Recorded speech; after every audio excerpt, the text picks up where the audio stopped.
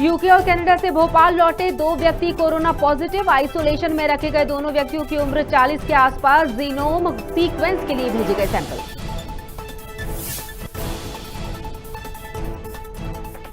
डबरा के मतदान केंद्रों पर पहुंचे अनुविभागीय अधिकारी। बिजली पानी की सुविधाओं का लिया जायजा।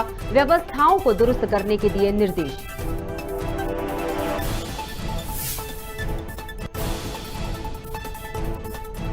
अशुद्ध हो रही 3 लाख से भी ज्यादा लोगों की प्यास बुझाने वाली शिवना नदी। शुद्धिकरण की मांग पर सरकार बेसुध। नगर पालिका ने लगा दिए करोड़ों के बिल।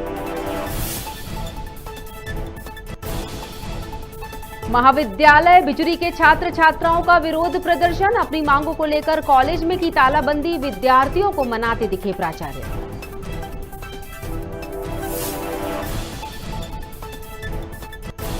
और भोपाल के बैरसिया क्षेत्र में जलाऊ लकड़ी का कारोबार बंद होने पर नाराजगी। आरा मशीन संचालकों ने एसडीएम को सौंपा ज्ञापन। जलाऊ लकड़ी को लेकर बयां की परेशानी। खबर भारत में आप सभी का स्वागत है। मैं हूं आपके साथ क्रांति प्रिया। बढ़ते हैं खबरों पर विस्तार से। मध्य प्रदेश में पंचायत चुनाव की तारीखों के ऐलान के साथ ही 13 दिसंबर 2021 से जिले में नामांकन पत्र दाखिल करने की प्रक्रिया भी शुरू कर दी जाएगी, जिसे लेकर अनुविभागीय अधिकारी प्रदीप कुमार शर्मा प्रशासनिक अधिकारियों के साथ बनाए जा रहे स्ट्रांग रूम एवं मतदान केंद्रों की तैयारियों का जायजा लेने पहुंचे। मतदान केंद्रों पर बिजली पानी जैसी व्यवस्थाओं का मुआयना कर सभी अधिकारियों को मतदान केंद्रों पर व्यवस्थाओं को दुरुस्त करने के निर्देश भी दिए।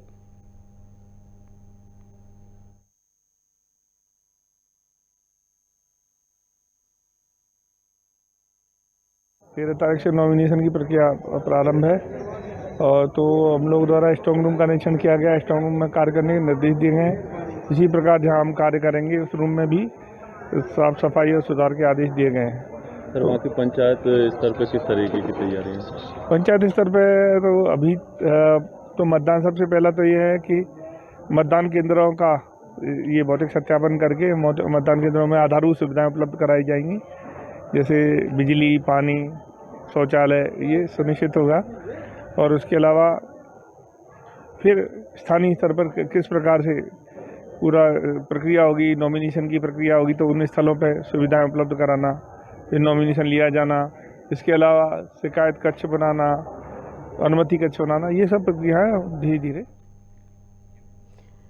मंदसौर और इसके आसपास के करीब 3 लाख लोगों की प्यास बुझाने वाली शिवना नदी इन दिनों बेहद गंदी और जहरीली हो चली है, जो धीरे धीरे नाले का रूप ले रही है। हालांकि समय समय पर सामाजिक संगठनों और स्वयंसेवी द्वारा शिवना के शुद्धिकरण की मांग सरकार से की जाती रही है, लेकिन बीते 1 दशक के बाद भी सरकार इसकी सुध नहीं ले रही। सोचने वाली बात यह है कि हर साल शिवना शुद्धिकरण के नाम पर नगर पालिका करोड़ों रुपए के बिल जरूर लगाती है।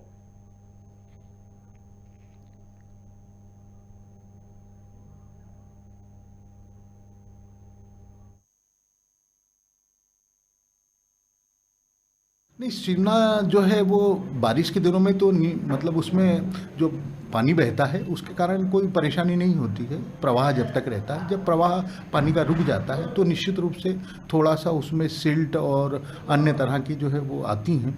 हमने पिछली बार जो है वो जब पानी कम हो गया था तो हमने अस्थायी रूप से ट्रेंच खोद कर जो है वो काश्तकार होटल के आगे जो है इस पानी को, हम जो गंदे पानी को आगे ले जाके छोड़ा था, ताकि जो मंदिर वाला हिस्सा है वो पूरी तरह से जो है वो साफ सुथरा रहे।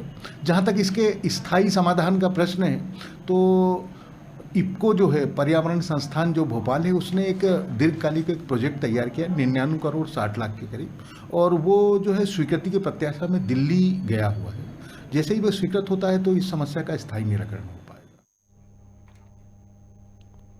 और इस पर हम चर्चा करते हैं। हमारे साथ मंदसौर से संवाददाता शिवम जुड़ चुके हैं। शिवम, क्या खबर है? शिवना शुद्धिकरण के नाम पर सबसे बड़ी बात तो ये है कि हर बार इस मुद्दे को उठाया जाता है, लेकिन नगर पालिका करोड़ों रुपए के बिल लगा देती है, उस पर कोई क्रियान्वयन नहीं होता। जी, मैं बताना चाहूंगा कि जिस तरीके से यहाँ शिवना मैया पूरी तरीके से प्रदूषित की जा रही है, यहाँ पे पूरे मंदसौर में जितना भी पानी वगैरह है, गंदा पानी सारा इस नदी में बह करके आता है। और दूसरी बात यह कही जाए, यहाँ राजाराम किस्ती है जो मंदसौर के बीचों साइड में यहाँ पे है, तो कहीं ना कहीं उसका भी जो पानी वगैरह है इस तरफ आता है, और गंदा पानी, जिससे शिवना मैया पूरी प्रदूषित हो रही है। बिल्कुल, जिस तरह से 2014 की बात है, सीएम ने कहा था इस पर संज्ञान लेते हुए कि इसकी साफ सफाई होनी बेहद जरूरी है। उसके बाद 2014 से लेकर अभी तक किसी तरह की कोई भी कार्रवाई नहीं की इस मामले में।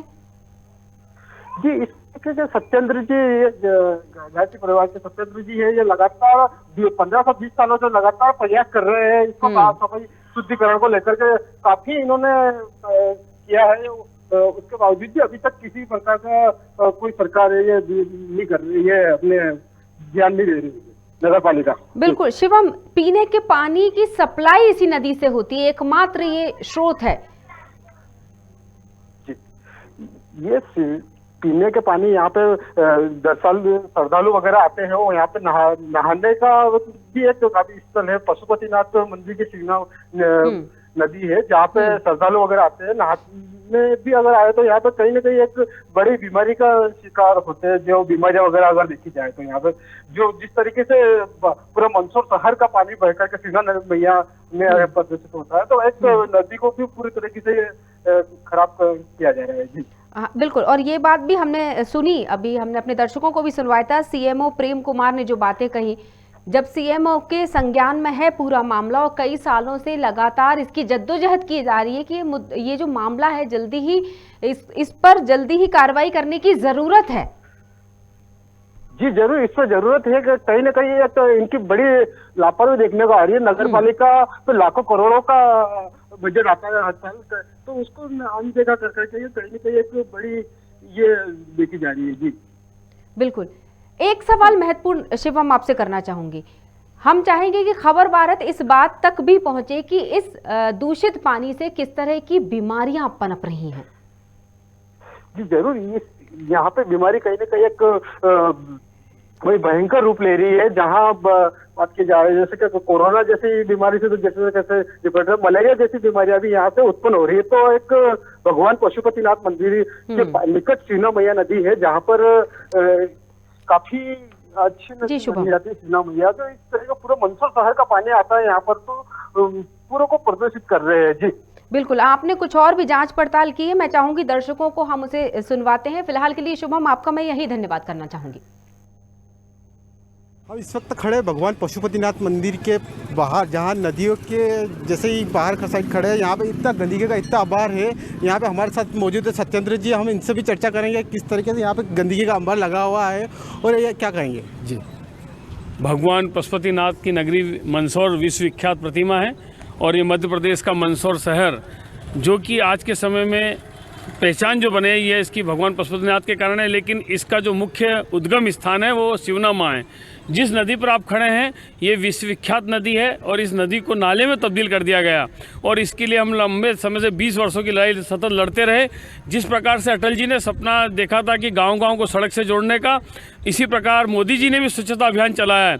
लेकिन बड़े दुख के साथ कहना पड़ रहा है कि जो हमारी मंदसौर नगरी नेताओं की मंडी कही जाती है, यहाँ पर प्रदेश को कई मुख्यमंत्री दिए हैं और बड़े केंद्रीय मंत्री भी यहाँ मौजूद हैं, लेकिन आज यहाँ जनता पानी के लिए तरसती रही और कई बार चंबल से भी हम पानी लाएं, लेकिन जो नगर के क्षेत्र में जीवनदायिनी शिवना है उसको कभी भी 20 वर्षों तक ये जनप्रतिनिधि साफ भी नहीं करा पाए और आज इतना बदबू का ढेर बन चुकी है।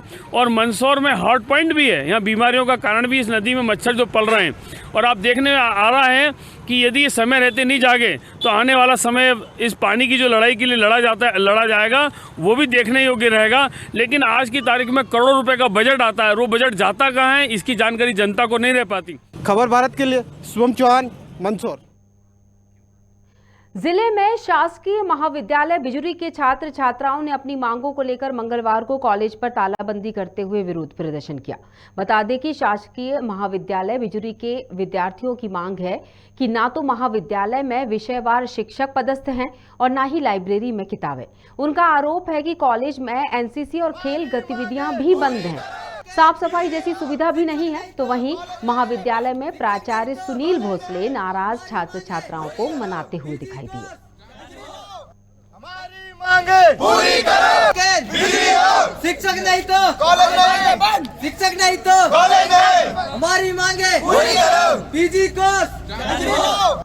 हम लोग इसलिए हड़ताल पे बैठे क्योंकि हमको पहली बात तो यहाँ टीचर्स नहीं, प्रॉपर क्लासेस नहीं लग रही हैं, और हमको जैसे कि अभी हम यूजी कर रहे हैं, हमको पीजी चाहिए, तो पीजी के लिए हमको बाहर जाना पड़ेगा और घर में परमिशन बाहर जाने को मिलता नहीं। तो हम लोग ये चाह रहे हैं कि पीजी भी यहीं स्टार्ट हो और स्वच्छता भी यहाँ साफ़ सफाई हो नहीं पाती, तो हमको चाहिए कि मतलब कि हम साफ़ सफाई के लिए भी आएँ और अच्छे साफ़ सफाई करें। और हम लोग अब इतने दूर से आते हैं 20 किलोमीटर से, तो बस की भी सुविधा नहीं है, तो बस की भी सुविधा हो। और कब तक आप लोगों की मांग अगर पूरी नहीं होती तो क्या करेंगे? हम लोग तब तक हड़ताल पे बैठे ही रहेंगे। और इस पर हम चर्चा करते हैं, हमारे साथ जुड़ चुके हैं अनूपपुर से संतोष चौरसिया, हमारे संवाददाता खबर भारत। संतोष, जिस तरह से हम देख सकते हैं, अभी दर्शक तस्वीरों में भी देख सकते हैं, छात्र छात्राएं बैठे हुए थे दरअसल और प्रदर्शन कर रहे थे। विरोध उनका ये है कि असुविधा और अस्वच्छता दोनों मूलभूत जो उन्होंने समस्याएं रखी हैं और इन असुविधाओं के चलते उन्होंने कॉलेज में तालाबंदी की। क्या है खबर वहां से?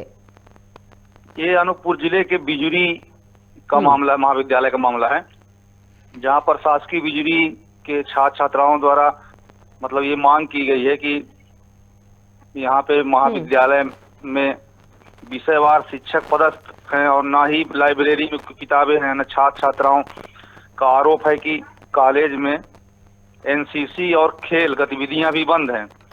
महाविद्यालय पर साफ सफाई जैसी सुविधा भी नहीं है, जिसको लेकर महाविद्यालय के छात्र छात्राएं प्रदर्शन पर बैठे हुए हैं। वही महाविद्यालय के प्राचार्य से जब हमारी बात सुनील भोसले से भी नाराज हैं वो लोग, उनको मनाते हुए दिखाई दे रहे थे, लेकिन वो मान नहीं रहे थे छात्र लोग। तो प्राचार्य का क्या कहना था? क्या उनकी मांगों को माना जाएगा? प्राचार्य का भी गोलमोल जवाब था, कोई सही जवाब उनको नहीं दे पा रहे थे। उनका कहना यह था कि उच्च अधिकारियों को जो है आपको लोगों के संबंधों के मतलब जो समस्याएं हैं उसके बारे में जानकारी दे दी गई है और उनका निराकरण उन्हीं के द्वारा किया जाएगा।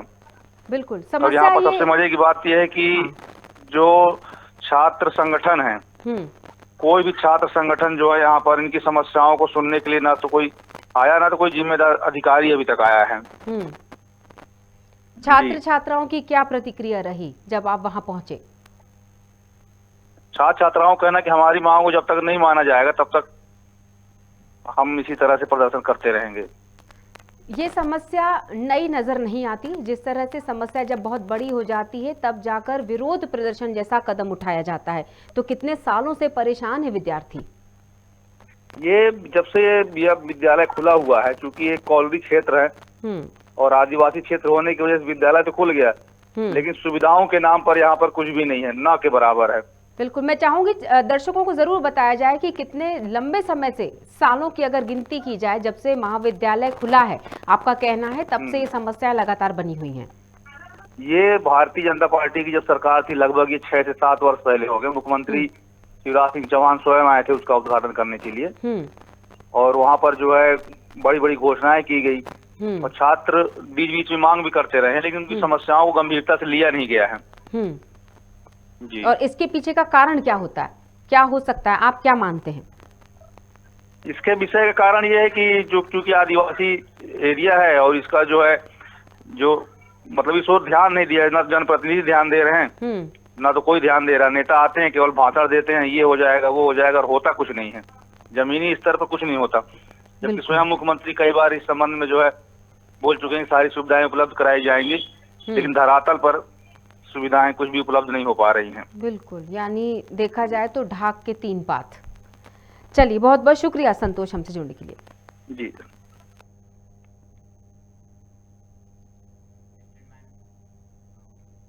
भोपाल के बैरसिया नगर और तहसील क्षेत्र के शमशान घाटों, होटलों और घरेलू व स्वयं सहायता समूहों में लकड़ी की पूर्ति आरा मशीन संचालकों द्वारा की जाती है। आपको बता दें कि जलाऊ लकड़ी बैरसिया वन विभाग डिपो में नीलामी में न मिलने के कारण राजस्व क्षेत्रों में किसानों से अनुपयोगी क्रय करते हैं। ये जलाऊ लकड़ी तहसीलदार से परमिशन लेकर वन विभाग से टीपी कटवा कर लाते हैं, जिसके चलते आरा मशीन संचालकों को समय पर परमिशन नहीं मिल पाती है, जिसे लेकर मशीन संचालक लकड़ी कारोबारियों ने एसडीएम को ज्ञापन सौंपा है। ये जलाऊ लकड़ी हमें बेरसिया वन विभाग डिपो में नीलामी में नहीं मिलने के 12 राजस्व क्षेत्रों में किसानों से अनुपयोगी क्रय करते हैं। ये जलाऊ लकड़ी हम तहसीलदार महोदय से परमिशन कराकर ये लकड़ी जो कारोबारी हैं आरा मशीन वाले, आरा मशीन के जो संचालक हैं, इनकी कुछ समस्या है हम लोगों की। लो आरा मशीनें हैं बेरसिया में और 8-10 व्यापारी हैं लकड़ी के। इनको समस्या ये आ रही है कि फॉरेस्ट वाले जो पहले जलाऊ लकड़ी बिना टीपी के आ जाती थी, जलाऊ जो बेरसिया क्षेत्र में हम लोग शमशान घाट में सप्लाई करते हैं, बेरसिया प्रॉपर में सप्लाई करते हैं, पूरे तहसील में जलाऊ लकड़ी सप्लाई करते हैं हम लोग। लेकिन हम लोगों को समस्या आ रही है जलाऊ लकड़ी अपने परिसर में लाने के लिए। तो इसलिए एसडीएम साहब से निवेदन करने आए हैं कि हमें जलाऊ लकड़ी में अपने परिसर में लाने की छूट दी जाए। दूसरी बात, हम परमिशन कराते हैं किसान की गिरी पड़ी लकड़ी की, तो उसकी परमिशन हमें 1 हफ्ते के अंदर दी जाए ताकि हम टीपी कटाकर फॉरेस्ट से टीपी कटाकर अपने परिसर में लाएं तो लोगों को लकड़ी सप्लाई करने में आसानी हो।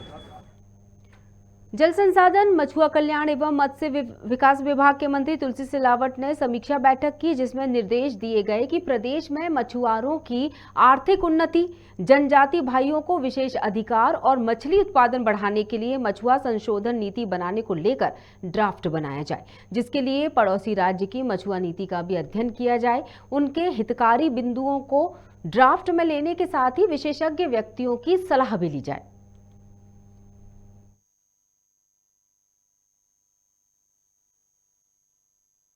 मैं उनके मुखिया से, उनके परिवार के सदस्यों से ये अनुरोध कर रहा हूं कि जो विश्व के अंदर, राष्ट्र के अंदर मध्य प्रदेश में तीसरी लहर की जो चर्चा बहुत गंभीरता से की जा रही है, इसका एक सुरक्षा कवच, बचाव, जो द्वितीय डोज है, टीकाकरण है वैक्सीन का, अपनी खुद की रक्षा के लिए, अपने परिवार की रक्षा के लिए, अपने जिले की रक्षा के लिए, अपने प्रदेश, अपने राष्ट्र की रक्षा के लिए हमें अति आवश्यक है कि हम द्वितीय डोज टीकाकरण युद्ध स्तर पर लगाएं। और ये हमारी जिम्मेदारी है, हमारे खुद के लिए, हमारे परिवार के लिए, हमारे जिले के, हमारे मध्य प्रदेश के लिए एक रक्षा कवच हमें करना चाहिए।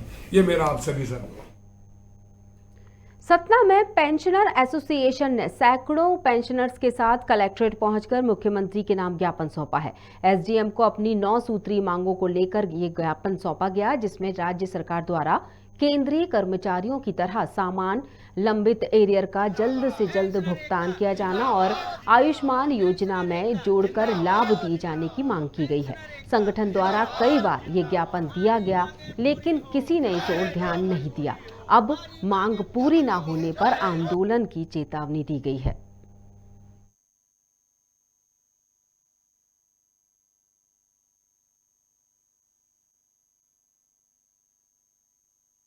पेंशनर एसोसिएशन मध्य प्रदेश के तत्वावधान में सतना शाखा में हम लोगों ने कलेक्ट्रेट में जो ज्ञापन देना चाहा है, उसमें हमारी सबसे महत्वपूर्ण मांगें हैं कि जो प्रदेश सरकार का अनुबंध है कि हम केंद्र के समान डीए देंगे, वो हमें भी दिया जाए। पेंशनर्स को भी वो डीए जो 31% केंद्र सरकार ने दिया है, हमको भी दिया जाए। इसके अलावा उन्होंने जो मध्य प्रदेश कर्मचारियों को अभी तत्काल में 8% दिया है, वो भी हमें तुरंत दिया जाए, हमारी प्रमुख मांग है। और 7वां वेतन और 6वां वेतन का जो हमारे कर्मचारियों का, पेंशनरों का जो एरियर्स है, उसको अविलंब भुगतान किया जाए, ये हमारी प्रमुख मांगें हैं। हम लोगों की मांगे प्रमुख रूप से 9 सूत्री मांग है, जिसमें प्रमुख मांगे हमारी ये है कि हमारा जो डीए है, लंबित डीए, हमारा डीए जो है दिया जाए, जो कि 8% अभी दिया है सभी कर्मचारियों को, लेकिन हम लोगों को कुछ भी नहीं दिया। 12% में आज भी जी रहे हैं हम लोग, ये प्रमुख मांग है। इसके अलावा हमें आयुष्मान योजना से हमारा इसको जोड़ा जाए, हमारे जो है पेंशनर्स के लिए जो सामान्य जो नीतियां हैं उनको बनाई जाए, है ना। और ऐसा भी जैसे रूमर उड़ रहा है कि पेंशन बंद होने वाली है। जिले में कितने पेंशनर होंगे? जिले में करीब हमारे अभी सतना जिले में लगभग जो है 70-75 हज़ार करीब है। पंचायत चुनावों को लेकर 9 दिसंबर को हाईकोर्ट चीफ जस्टिस की बेंच में मामले की सुनवाई करेगी। ग्वालियर और इंदौर में एक साथ लंबित पंचायत चुनाव संबंधी याचिकाओं पर सुनवाई होगी। वहीं वरिष्ठ अधिवक्ता विवेक तनखा ने मामलों में पैरवी की है। वरिष्ठ अधिवक्ता तनखा ने कहा कि संविधान की धारा 243C और D का सरकार ने स्पष्ट उल्लंघन किया है। हमें न्यायालय से पूरी उम्मीद है, साथ ही संविधान के प्रावधानों का पालन भी किया जाना चाहिए।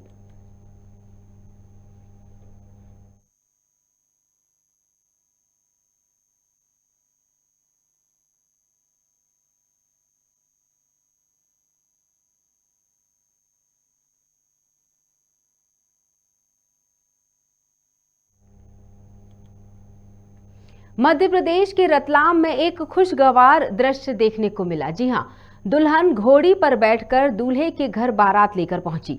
दुल्हन के साथ उसके परिवार और रिश्तेदार भी मौजूद थे।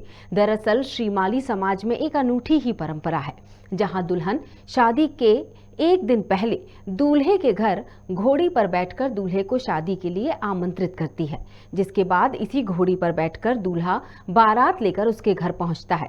रतलाम के श्रीमाली वास में रहने वाली आयुषी ने समाज की इस परंपरा को, जो कई सालों से चली आ रही है, उसका निर्वहन किया।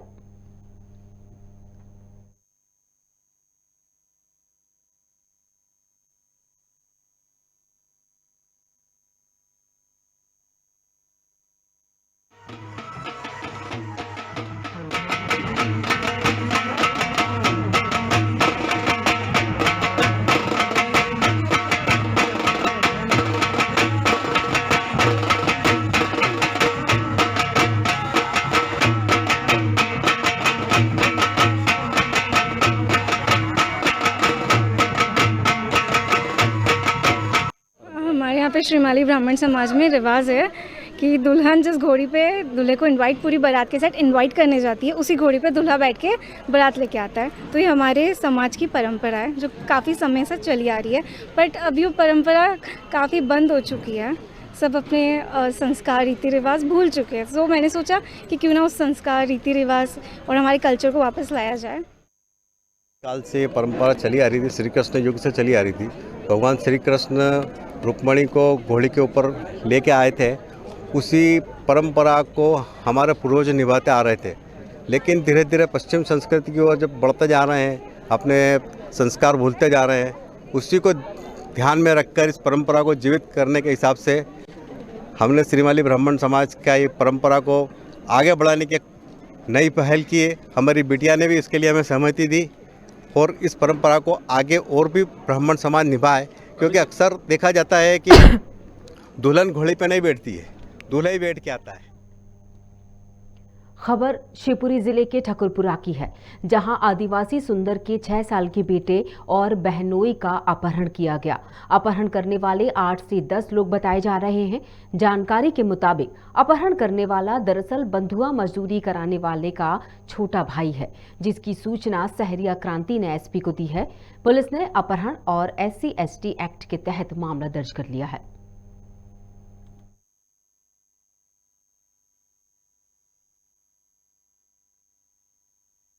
ये एक ठकुरपुरा में सुंदर आदिवासी है।